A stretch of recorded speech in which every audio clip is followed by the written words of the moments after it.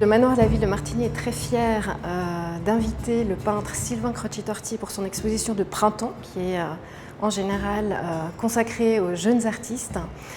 Sylvain Croci-Torti est né en 1984, il est né à Monté, il travaille dans les environs de Martigny.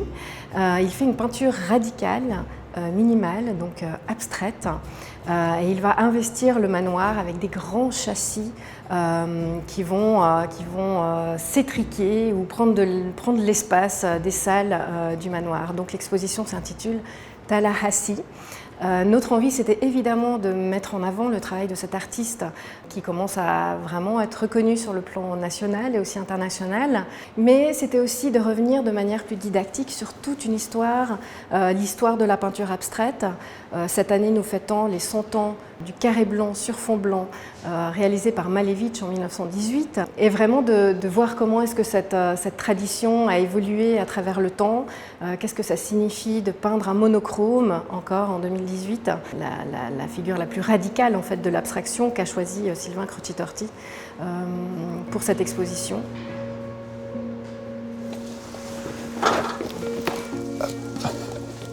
Je te l'ai montré. En fait, il y a plein d'hommages à Steven Parino dans cette expo. C'est ça, tu vois. Quand je suis rentré aux Beaux-Arts, en fait, j'essaie d'allier peinture et musique, qui sont deux choses hyper importantes pour moi. Et, naïvement, j'essayais de peindre la musique, ou peindre des musiciens, ou peindre des guitares. J'ai beaucoup discuté avec un prof qui était mon référent, qui s'appelle Francis Baudevin. Et en échangeant avec, je me suis rendu compte, il m'a poussé à comprendre par moi-même que ce qui était le plus important, c'était peindre comme un musicien et non peindre un musicien. Et en observant, en essayant de comprendre ça, en essayant de me mettre dans la peau du peintre qui peint ces monochromes, qui peint cette peinture abstraite, qui pourrait être Jackson Pollock. Quand il peint Jackson Pollock, c'est pas juste des taches de peinture, c'est tout un univers autour, c'est le jazz, c'est l'énergie. Et c'est ça qui m'a poussé à faire cette peinture.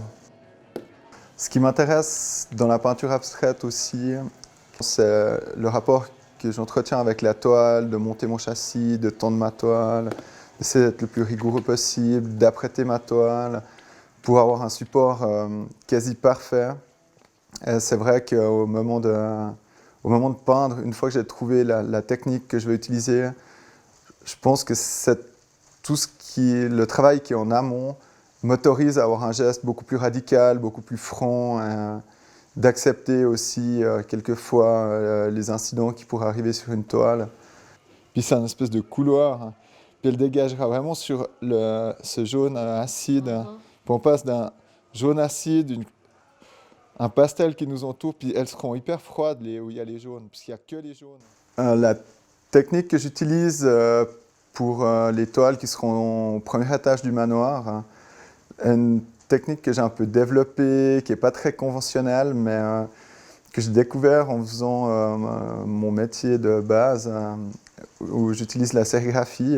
Et je me suis rendu compte qu'un outil pour la sérigraphie qui pouvait être détourné, et je joue avec cet outil puisqu'il va me lisser la peinture beaucoup mieux qu'un pinceau. Par contre, j'aurai une moins grande maîtrise qu'un pinceau. Je vais avoir des manques de peinture. En fait, c'est ça qui m'intéresse. C'est en utilisant cet outil que j'arrive à avoir un geste dans la peinture où on sent l'acte de toucher. Moi, c'est ma manière de rejouer cette peinture que j'aime à ma façon. Nous avons également invité Samuel Gross, qui est curateur indépendant, mais qui est également en ce moment curateur de l'Institut suisse de Rome.